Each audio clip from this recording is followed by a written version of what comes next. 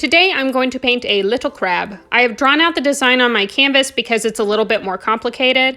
I want to make sure that I lead with the tip of my brush so that I can keep the lines sharp around the crab, making sure I separate out what the lines look like on the legs. Next, I'm going to take a separate brush with a square tip and layer down different paint colors to give the impression of water. On my bottom left and top right corners, I want to use some darker paint, and in my top left and bottom right, I want to use lighter paint to give the impression of light in water. My background got a little bit into my crab body, so I'm going to use some tan to make the lines a little bit sharper.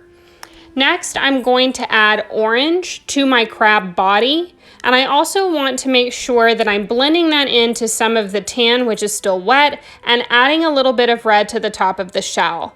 I'm going to use the orange color on his claws and on his arms, making sure that where the joints connect, I use a little bit of red for darker shading. I am going to use an orange-red mix for the rest of the legs, making sure that I keep in mind that I want to highlight that with orange, and I want to use red for shading and for some darker colors. When you are painting the tiny legs and the arms of the crab, make sure that you're leading with the tip of your brush so that you can keep your lines sharp. You also want to make sure that you're keeping in mind where your joints are because you're going to come back with a darker color and you're going to add that in.